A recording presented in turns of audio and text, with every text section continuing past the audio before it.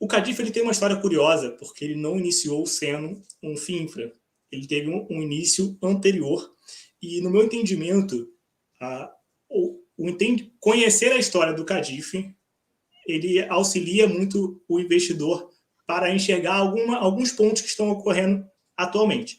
E eu gostaria que você falasse um pouco para a gente aqui como nasceu o Cadiff e como que houve essa transição de um instrumento de investimento passando a ser um FII Infra.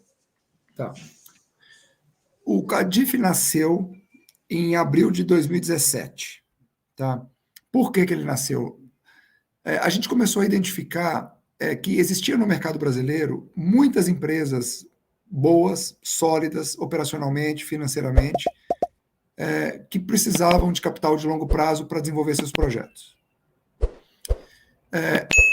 Só que essas companhias elas atuavam em setores que são difíceis de um investidor pessoa física ou de um investidor que tenha menos tempo entender exatamente que tipo de risco, que tipo de ativo, que tipo de preocupação pode surgir com esse investimento. Então, a gente, como gestor, a gente é uma espécie de curador, a gente vai escolher o que a gente acha que é melhor para fazer parte da carteira dentro de um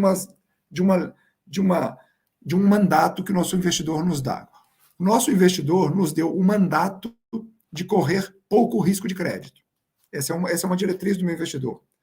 Segunda diretriz, quero investir em empresas de infraestrutura, porque eu quero ter o benefício fiscal.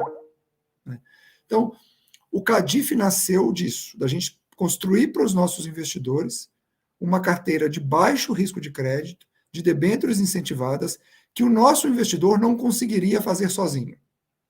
Por dois motivos. Por não ter tempo ou conhecimento para poder analisar em profundidade cada um dos créditos. E mais importante de tudo, viu, Danilo? Para as debêntures que nós investimos para a carteira, elas são debêntures que nós investimos na emissão inteira, nós compramos a emissão inteira. Então, são emissões que não vão para o mercado, não ficam à disposição das pessoas físicas. Tá? Só que quando a gente nasceu, quando a gente então tomou a decisão de que isso era um investimento, isso era um veículo importante para compor o portfólio das pessoas, para compor a carteira, seria uma parte do quebra-cabeça da composição da carteira das pessoas, a gente foi lançar o fundo e a gente queria ter um fundo listado em bolsa. Porque a gente não queria um fundo que tivesse resgate. Fundo que tem resgate, o investidor pode sempre ter uma pulga atrás da orelha de, puxa, se o meu vizinho, se o meu cotista vizinho, que eu não sei quem é, resgatar num momento de crise, o gestor vai precisar vender os ativos num momento ruim e eu vou me prejudicar. Então, fica sempre aquele certo desconforto num condomínio aberto. Então, a gente tomou a decisão de fazer um fundo fechado, e como os prazos das debêntures são normalmente prazos mais longos, debêntures de infraestrutura têm esse viés de prazo um pouco mais longos, a gente achou que o veículo ideal seria um veículo listado em bolsa. Só que, quando a gente foi na B3 em 2017, não tinha fundo de infra que pudesse ser listado. Não existia tecnologia, sistema para listar um fundo de infra, um fundo renda fixa. Só se podia listar 3 tipos de fundos: FDIC, FIP e fundo imobiliário. Era o que a Bolsa tinha capacidade de listar no momento. Então, o que a gente fez? Pegou o mais próximo, que era a FDIC. A gente carimbou a nossa debênture de direito creditório e a gente abriu um FDIC. O Cadiff sempre foi, essencialmente, desde o início, desde o primeiro dia, um fundo de debêntures de infraestrutura. Só que ele começou vestido na roupa, assim, com os trajes de um FDIC.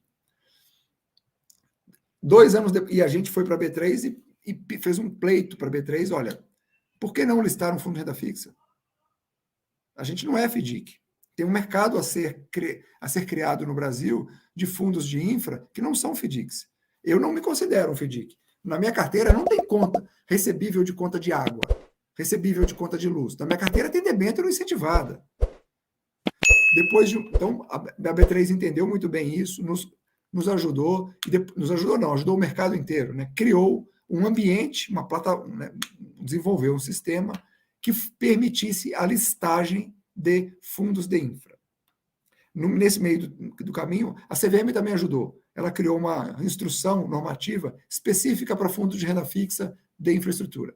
Então, ficou muito mais fácil de se criar fundo de infra. A B3 lista e a CVM tem uma instrução perfeita, feita para isso, né, que adere exatamente com as necessidades dos fundos de infra.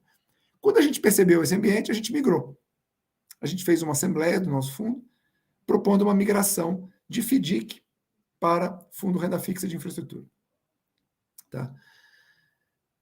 E junto a gente fez uma outra mudança, que essa não precisava da B3, não precisava da CVM. Essa foi uma mudança que nós identificamos depois da existência do fundo por algum tempo, e a gente achou que seria uma mudança favorável, tá? Para aumentar a penetração do CADIF no mercado financeiro. E a mudança foi a seguinte: quando a gente nasceu, a gente pagava rendimento semestral. Por quê? Porque as debêntures de infra pagam rendimento semestral, porque as NTNBs pagam rendimento semestral, por que não pagar rendimento semestral? A gente criou essa regra. E a gente também, o rendimento não era o juro nominal, era só o juro real. A inflação, né, o fundo rende IPCA mais juros. A parte do IPCA a gente não distribuía, deixava dentro do fundo, para reinvestimento. Qual que era a intuição?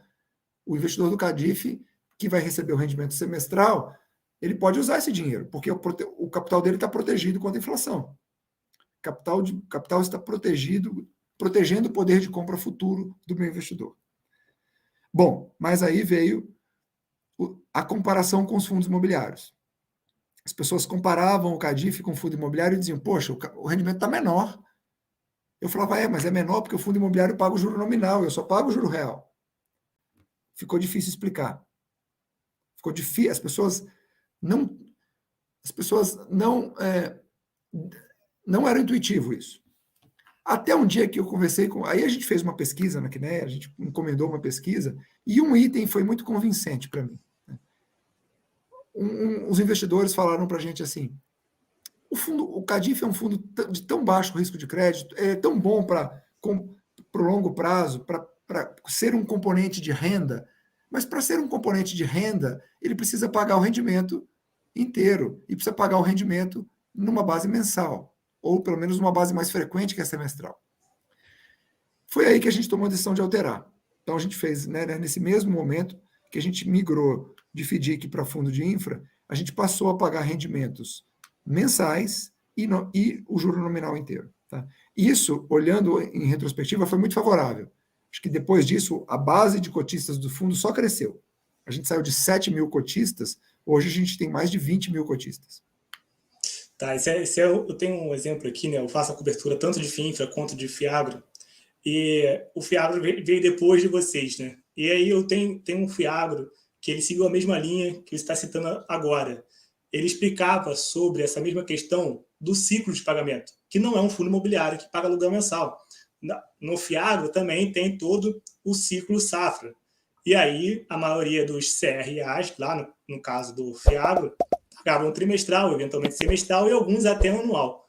E aí ele optou por fazer a distribuição trimestral, porém, assim, o mercado ele não é algo que eles querem, eles querem renda mensal, e o efeito foi o mesmo. Quando passou a pagar mensal, a base de cotista aumentou, a liquidez aumentou, o mercado respondeu dessa forma.